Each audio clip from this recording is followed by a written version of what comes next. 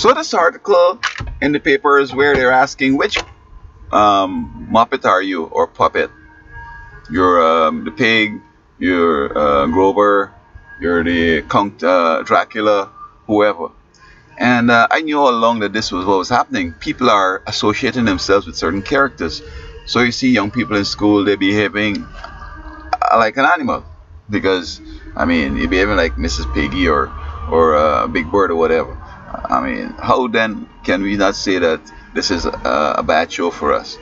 Because we're identifying ourselves so closely with them that, and in these early formative years of our children development, focusing on these Muppets and puppets is bad. We should have as our role models and as our significant others humans, successful humans, our parents, our teachers, our preachers, important people like that. We want to be like them. But you want to be like a Mother Pig or Cookie Monster, one of these. And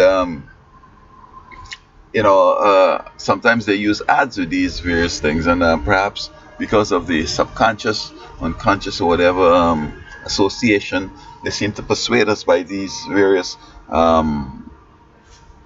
characters or whatever you want to call them. And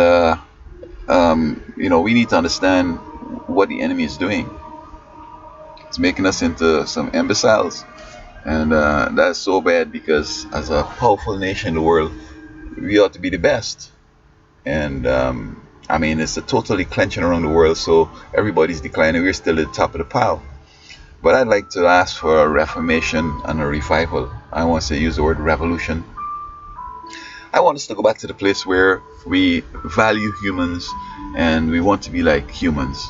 When I was growing up, there were cricket stars. You had cards. You buy chewing gum, you get a card, and we were saving up the cards, and we were idolizing these people.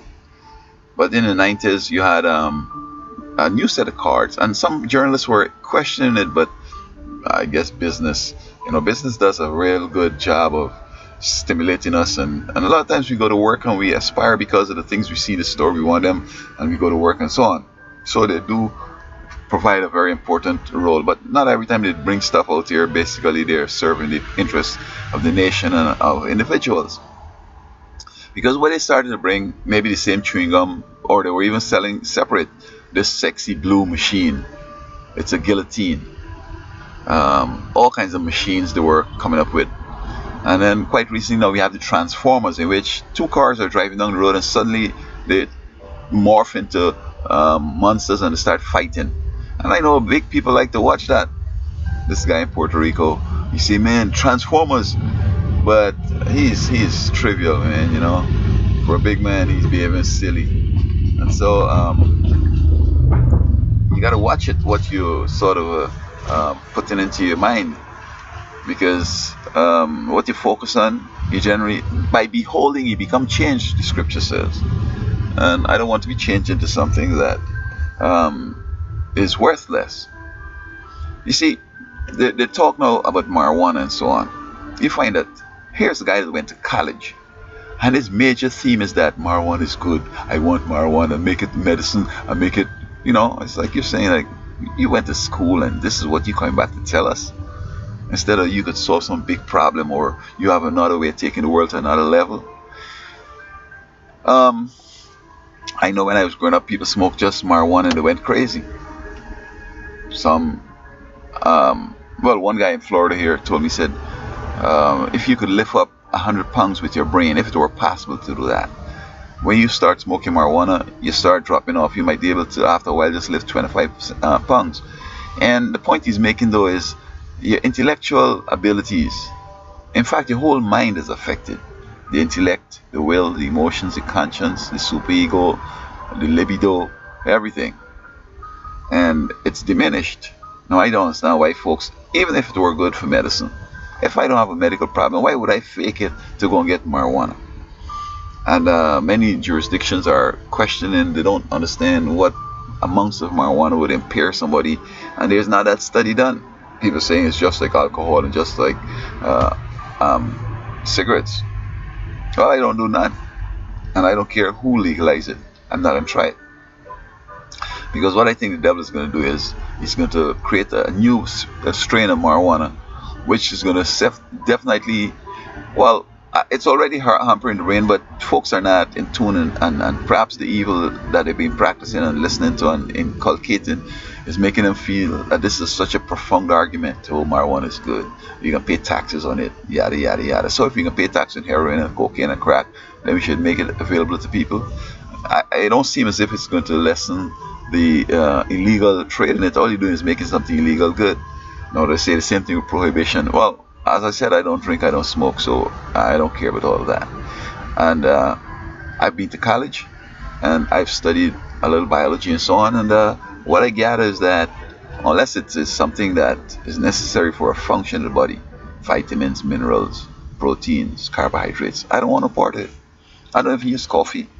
And we're seeing where kids now they're saying that it's because of an awareness and so on.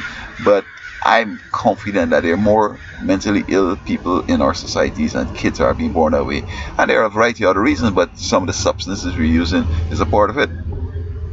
And all this has come because we seem to be influenced by these monsters and these Muppets and these puppets and all the stupid shows they have, so that we don't understand that it could make you start thinking dumb.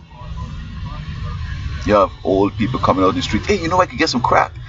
Your grandfather, grandpa, instead you'd be able to tell the young people that I haven't used it, but what I've seen, it's bad, and stay away from it. No, he and she going out looking for some. They're coming out asking for all kinds of drugs.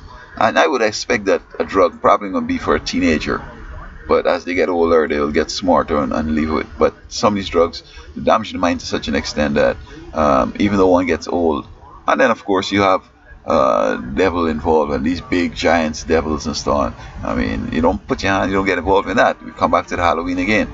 So I wasn't surprised that they're saying now, which one of these Muppets or puppets is your character based on? It's profoundly affecting folks, and nobody will say, let us try to re-engineer this whole thing. It's just keep going on, and it's bad because I mean, when folks' intellect has diminished, you have a variety of things they're going to do. They can't function intellectually, they can't do well in school, because sometimes you have kids in school and you ask them a question and they're just not getting it. There's no way you could explain, look, it's straight up here, 6 by 6 is 12.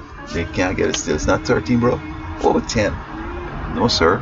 Look, we have 6 over here. Count 1 to 6, and then count 7 to 12. That's it. Oh man, it might be 15. Okay, all right. I'll see you later, man. You know. So basically, when your conscience is seared, then you have them doing things that are kind of bizarre, shooting up the place. You know, just coming up and knock somebody in the head, so bam, knock out. You know, kind of things. So let us keep this in mind and stop this march towards insanity.